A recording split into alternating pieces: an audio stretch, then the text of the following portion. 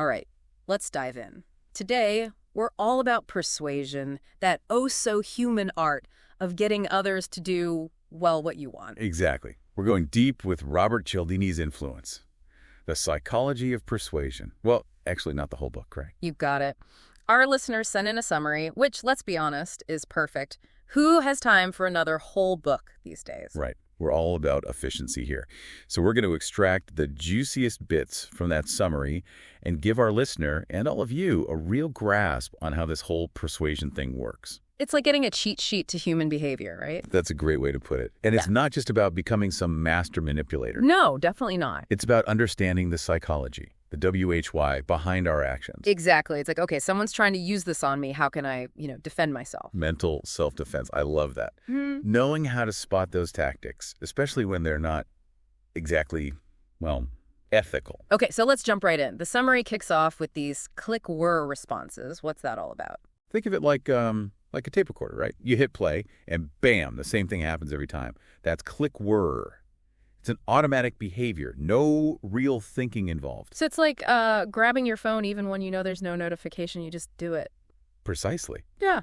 Cialdini argues that we all have these kinds of automatic responses. They kind of bypass our rational thinking. Interesting. But how does that play into, persuasion? The summary mentions this jewelry store. They doubled their prices. And they sold out. Turns out people often linked a high price with high quality. It's a shortcut our brains take. Makes sense. But it can be used against us. Oh, absolutely. It's like that because experiment. Researchers found that people were more likely to let someone cut in line if they just gave a reason, any reason at all. Wait, seriously. Just saying because I need to make copies gets me to the front. That doesn't even make sense. See, that word because, it triggers that click-whir response. We're wired to react in certain ways. Wow. Okay, so that brings us to Cialdini's famous 6 principles of persuasion, right? These things are like hacking into our autopilot. Exactly. Let's unlock those 6 principles. Starting with, drumroll please, reciprocity. Oh, Leonis. It's that deep-seated human need to, repay favors. Like when someone holds a door and you feel like you have to say thank you, or when a friend picks up the check, you're like, okay, I owe you one. That's the basic idea. But Cialdini takes it a step further.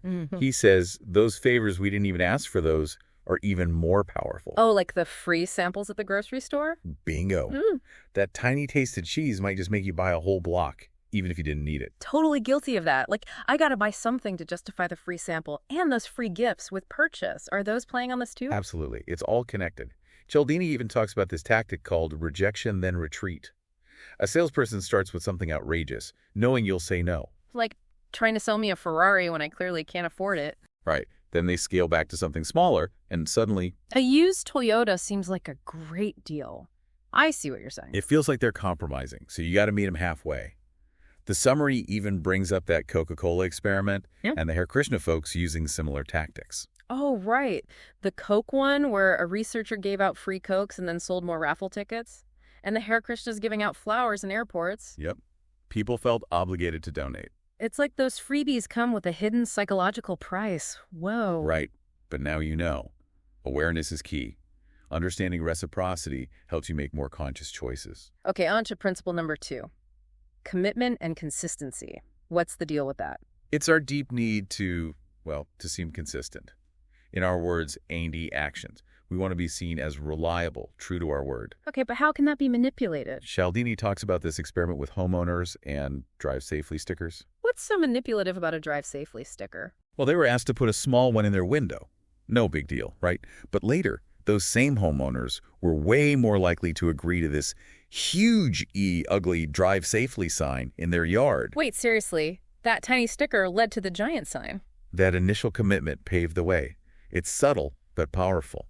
And think about toy companies during the holidays. Okay. They hype up a toy, understock it, parents promise to get it. After the holidays, the toy's everywhere, but parents feel obligated to keep that promise. Sneaky. So how do we avoid falling for this? Be mindful of your commitments. Before saying yes, even to small stuff, ask yourself, could this lead to something bigger down the line? So that free trial might turn into a paid subscription I don't want. Exactly. Think ahead, and you'll be less likely to get trapped. Okay, I'm getting better at this. Let's move on to principle number 3. Social proof. Fill us in. It's a whole everybody's doing it, so it must be a good idea. When we're uncertain, we look to others, especially people like us, for guidance.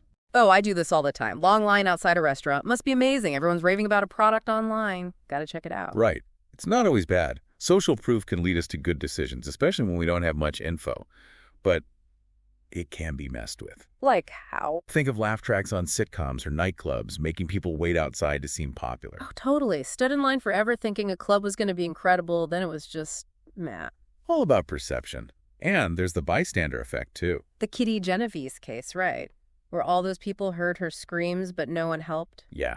People assumed someone at LSE would call the police. Wow. So how do we fight that urge to just follow the crowd? Remember that the crowd isn't always right. Question things. Do your own research. Don't be afraid to go against the grain. Great advice. Now, on to principle number 4. Authority. We're taught to respect authority figures, right? Seems pretty straightforward. True. But it goes deeper. Cialdini says we're almost automatically wired to obey them, often without even thinking if it's right or wrong. Like that Milgram experiment, people giving electric shocks just because a guy in a lab coat told them to. Exactly. And it happens in real life all the time. The book mentions this guy who pretended to be a doctor on the phone. What? And convinced nurses to give patients dangerous doses of medicine just because he said he was a doctor. Crazy how easily we give up our own judgment to experts. So what's the solution? Question authority. Don't just blindly follow someone because of their title or uniform. Think critically. Ask yourself, are their orders even ethical? This is kind of scary, but good to know. Okay, principle number 5. Liking. We're more likely to say yes to people we like. Seems obvious, but what's the science behind it? Cialdini digs into what makes us like someone and how that can be used, let's say, strategically to get us to do something. One big factor, physical attractiveness. So good-looking people have an advantage. Not fair. Right. But it's true. Attractive people are often seen as more trustworthy, competent, even likable, even when there's no reason to think so. It's what we call the halo effect. One good trait makes us assume all their traits are good. Wow. And that can even affect things like court sentences. It can. But it's not just looks. Similarity is huge, too. We like people who are like us, similar interests, backgrounds, even style. Oh, like car salespeople who chat about your favorite sports team before they even mention a car. I've totally fallen for that. They know what they're doing. And then there are compliments. Who doesn't love a good compliment? Right. We're easily swayed by flattery, even if we think it's not sincere. And then there's just plain familiarity. The more we see someone, the more we tend to like them. So just being around someone a lot can make them more persuasive, like those Tupperware parties where you're more likely to buy from a friend. Exactly. Trust plays a role there, too. It all ties together. This is fascinating. But how do we protect ourselves from being swayed by liking? I don't want to make decisions based on a charm offensive. Key thing is to separate the person from the request. Ask yourself, do I actually want this thing? Or am I just caught up in how much I like this person? Gotcha. So that super nice salesperson is pushing a product I don't need. Take a step back, even if they feel like your new best friend. Right. Okay, last principle, scarcity. I'm already bracing myself for those limited time offer ads. This one taps into our fear of missing out. We put more value on things that are, rare, hard to get. It's like our brains are programmed to grab those resources while we can. Totally. Like those signs that say limited time offer or websites that tell you only 2 items left. Exactly. Creates that urgency, makes us act impulsively. And it doesn't even have to be true scarcity. Wait, what? So they might not have only 2 left. Often, no. It's about creating that illusion of limited availability to drive up demand. That's wild. So how do we not fall for it? Slow down. Breathe. Ask yourself, do I actually need this, or am I just freaking out about missing out? Good advice. Okay, so we've covered all 6 principles. It's kind of amazing how easily we can be influenced, It is fascinating, isn't it? But remember, the book came out decades ago, before the internet and all that. So is this stuff even still relevant today? That's a great question, and that's where we're headed next. Because these principles aren't just relevant, they're even more potent in today's world. Whoa, seriously, why is that? Think about it. We're bombarded with information constantly. True. So much stuff coming at us all the time. Our brains rely on those mental shortcuts even more now to keep up. And that makes us even more vulnerable to these tactics, especially online. So all those targeted ads and social media algorithms, Are they like weaponizing Cialdini's principles? They have a bit more nuance than that, but yeah, essentially. We'll dig into all that in part 2. Can't wait. This is mind-blowing. Stay tuned. We'll explore how to navigate this whole modern persuasion landscape and even how to use those principles to your advantage. Welcome back to our deep dive into the psychology of persuasion. It's amazing how those 6 principles are like woven into our everyday lives. Right. It's kind of mind-blowing once you start to see them everywhere. Totally. Last time we, uncovered how those principles can be used to kind of nudge us, often without us even realizing it. Subtle but powerful stuff. Exactly. But now I'm thinking, okay, how can we use this knowledge, ethically, of course, to, help us achieve our goals? Absolutely. That's the exciting part, right? Influence doesn't have to be this, shady, manipulative thing. So it's more like a tool we can use for good. Precisely. It's all about wielding this newfound power responsibly. Let's explore some practical ways we can actually apply this stuff, starting with reciprocity. Remember, people feel obligated to return favors. Right, even favors they didn't ask for. Exactly. So let's say you're trying to, negotiate a raise at work. Ooh, good example. Could I use reciprocity without, bribing my boss? Of course. Instead of just focusing on what you want, what if you start by genuinely highlighting your contributions to the company? So reminding them of the value I bring to the table. Right. Mentioning those times you went above and beyond, took on extra projects, maybe helped out a colleague, you're subtly reminding them of those favors you've already done. That's clever. It's not about demanding a raise. It's about, appealing to their sense of fairness. Precisely. You're not forcing their hand. You're subtly invoking the reciprocity principle. It's likely to make them more receptive to your request. I love it. Okay, what about commitment and consistency? How can we use that ethically? Well, this principle is actually a powerful tool for personal growth, believe it or not. Really? Yeah. If you want to make a change in your life, start with a small commitment, something manageable. Write it down. Tell a friend. So if I want to start exercising regularly, I should write down a workout plan and tell my friends about it. Exactly. Making it public increases your accountability. It's like I have to do it now, or my friends will know I'm a slacker. Right. And each time you complete a workout, you're reinforcing that commitment, making it more likely you'll stick with it long term. It's about building momentum, right? Exactly. Using the power of consistency for positive change. Okay, now let's tackle social proof. I bet you're wondering how to use this one ethically. Honestly, yeah. Don't want to be using those shady nightclub tactics or anything. Definitely not.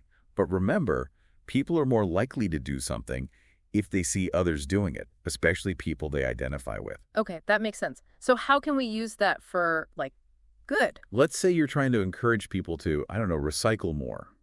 Instead of lecturing them, highlight the fact that lots of people in their community are already recycling. Show, don't tell. I like it. Right. By emphasizing that it's a common accepted behavior, you make it more appealing, less intimidating. You're leveraging the power of social proof to, promote a positive behavior. So instead of saying you should recycle, it's more like, hey, your neighbors are already doing this great thing. Join the movement. Exactly. You're not tricking people. You're inspiring them. Okay, now let's move on to authority. This one's tricky, right? How do we use this ethically without, resorting to intimidation? Yeah, I definitely don't want to be the scary boss everyone obeys out of fear. Of course not. Remember, this principle is about building credibility, not about wielding power over others. Okay, so it's more about being the expert in the room.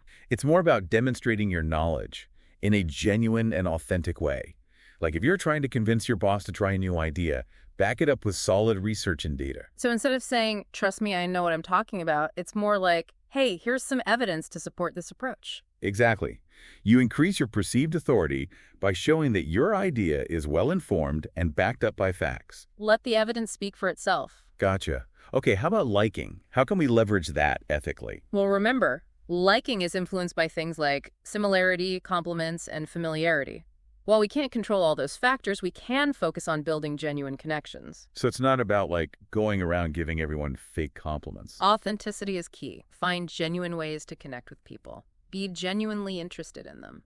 Ask questions. Listen actively. Find common ground. Okay, so it's more about building relationships than just trying to charm people into doing what you want. Exactly. It's about building trust. Be authentic, be kind, and be genuinely interested in others. You'll be amazed at how much more persuasive you become. Love that. Okay, last but not least, scarcity. I'm already picturing those limited time offer ads popping up everywhere. Right. Remember, this principle plays on our fear of missing out.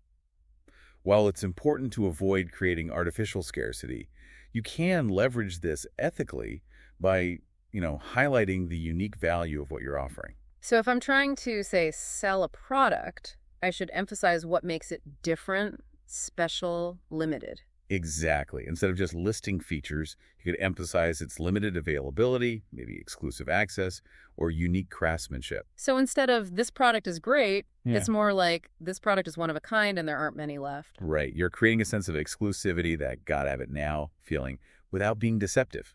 Okay, so we've talked about how to use these principles ethically, but you mentioned earlier that they're even more potent today. Why is that? Is it really all because of technology? You got it. The digital age has, supercharged these principles in ways Cialdini probably never even imagined. We're constantly bombarded with information online. So we're more susceptible to these tactics because we're just overwhelmed. Exactly. Our brains are trying to simplify a very complex world, right? Yeah. And that's where the danger lies. Because those shortcuts, those click-word responses, can be exploited, especially online. Makes sense. Like, social media algorithms are designed to keep us engaged, showing us stuff we're likely to click on. They're playing on our desire to connect, right? Precisely. And then those targeted ads that seem to know exactly what you're thinking. They're using data to predict your preferences and tailor their messages. It's kind of creepy how they seem to know what we want before we even know. Right. And then there's FOMO, the fear of missing out. Social media is a master at creating that feeling of scarcity, that sense of urgency. It's easy to get swept up in it. Totally. I definitely bought things I didn't need just because I kept seeing them on my feed. We've all been there. That's why understanding these principles is so important. It's not about becoming, paranoid or distrusting everyone. Yeah. It's about becoming a more conscious consumer of information. So we can choose how we engage with this stuff, right? We don't have to be puppets. Exactly. Knowledge is power. Now that you understand the psychology behind these tactics, you can decide, do I want to be influenced by this, or do I want to make my own choices? This is so empowering. I'm actually feeling a lot better about navigating the online world now. That's awesome. Okay, so we've talked about the ethical use of these principles and how technology has amplified them. But is there anything else we can do to, boost our own persuasive powers? Ooh, like bonus strategies. Exactly. In fact, there are two powerful techniques that I think work really well alongside Cialdini's principles: storytelling and framing. Storytelling, how does that fit into persuasion? Stories are incredibly persuasive, right? They grab our attention, make us feel things, and help us connect with information in a way that just facts and figures can't. So instead of just giving a boring presentation, I should try to, turn it into a story. Exactly. Think of it like a story with a problem, a solution, and ultimately a triumph. Paint a picture with your words. Let's say you're trying to get your boss to invest in a new project. Okay. Instead of just listing the benefits, present it as a story of how this project will solve a problem for the company, overcome a challenge, and create a positive impact. It's way more engaging that way. I'm definitely a better listener when someone's telling me a story. Okay, what about framing? Framing is all about how we present information. It's about influencing how people perceive it. The same information can be seen very differently depending on how it's presented. It's like that classic example of the glass half full versus half empty. Perfect example. Or think about how politicians frame issues to appeal to certain voters. They use specific language, examples, emotional appeals to shape how people understand things. So it's about choosing the right words, the right tone, the right context. Exactly. It's about setting the stage for your message. Let's say you're trying to sell a new energy drink. Okay. You could frame it as a healthy, refreshing drink, emphasizing its natural ingredients and low sugar. Or you could frame it as a high-performance energy booster, highlighting its caffeine content and how it improves focus. So same drink, but totally different marketing, different framing. Precisely. Yeah. By presenting the same info in different ways, you could appeal to different needs, different desires. This is awesome. I'm realizing how framing can subtly shape people's opinions and decisions. It's kind of like mind control, but in a good way. Well, let's not call it mind control, but yeah, it's a powerful tool. And it's used everywhere: advertising, politics, even our everyday conversations. I'm definitely going to be paying more attention to this now. Awareness is key. The more you understand how framing works, the more you can be a critical thinker and a more persuasive communicator. I feel like I'm leveling up my persuasion skills. This is amazing. I'm glad to hear that. But remember, at its core, influence isn't about manipulation. It's about effective communication. It's about understanding people, crafting your message, and presenting it in a way that truly resonates. Exactly. Welcome back. It's the final part of our deep dive into influence, the psychology of persuasion. We've explored a lot, those 6 principles, how to use them ethically, even added in storytelling and framing. It's amazing how much influence is all around us, right? Absolutely. But now I'm thinking about the flip side. How do we protect ourselves from these tactics? That's where it gets real, right? Yeah. Because awareness, as we've been saying, it's truly your first line of defense. So now that I know about these principles, I can just spot them and resist. Well, if it were only that easy, they're so effective because they often work, below the radar, beneath our conscious awareness. Becky. Right. But understanding how they work, you start to see those patterns and you can develop strategies to resist. Think of it as building up your mental immunity. Okay, I like that. Mental defenses against those persuasion attacks. But how do we actually do that? Let's break it down, principle by principle. So reciprocity, that feeling of obligation. Right. How do we resist that? Key thing is to recognize when someone might be using it on you. If you feel pressured to return a favor you didn't ask for or don't even want to return, don't be afraid to say no politely. Like if that overly friendly salesperson keeps offering me free stuff. Exactly. Enjoy the freebies, but keep in mind, it might be a tactic. Be polite but firm. You don't have to buy something just because they gave you a free pen or whatever. No more guilt trips. Okay, what about commitment and consistency? How do we avoid that trap? This one plays on our desire to seem consistent, right? So be super careful at those small commitments. Before you say yes to anything, think about what it might lead to. Don't let a free trial turn into a commitment you don't want. So before I download that app with the free trial, ask yourself, will I actually pay for this after the trial ends? No more ending up with subscriptions I never use. Okay, I'm getting it. What about social proof? Resisting that urge to just follow the crowd. Here's where critical thinking comes in big time. Social proof works because we think, well, everyone's doing it, so it must be good. But the crowd isn't always right. True. I've definitely bought things just because they were, trending. We all have. The key is to remember that just because something's popular doesn't mean it's right for you. Do your own research, consider your options, make choices that fit your values, your goals. I'm starting to see how important it is to, think for myself. Okay, what about resisting authority? Especially when someone seems, powerful or super knowledgeable. Remember, authority is often about perception, not necessarily real expertise. Be willing to question authority, challenge assumptions, ask for evidence. But isn't that kind of disrespectful? Not at all. It's about being an informed individual. It's your right to ask questions. A true expert will welcome your questions.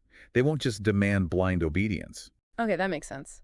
What about liking? How do we avoid being swayed just because we like someone? This goes back to separating the person from the request. Ask yourself, do I actually want this, or am I just being influenced by my feelings for this person? So even if it's a friend asking for a favor? It's okay to take a step back, evaluate. Don't let your feelings cloud your judgment, especially when it comes to important decisions. All right, good to know. And finally, how do we resist those super tempting limited time offers and all that scarcity stuff? Scarcity pushes our buttons because it creates that feeling of urgency. So when you see limited time offer, only 2 left in stock, whatever, hit the pause button. Literally. Yeah. Take a breath. Ask yourself, do I really need this? Or am I just scared of missing out? That urgency is often manufactured.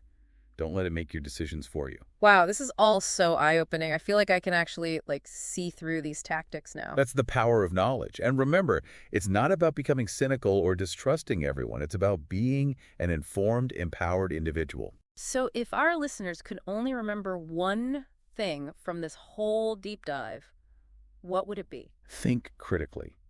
These 6 principles, they're powerful, they're everywhere.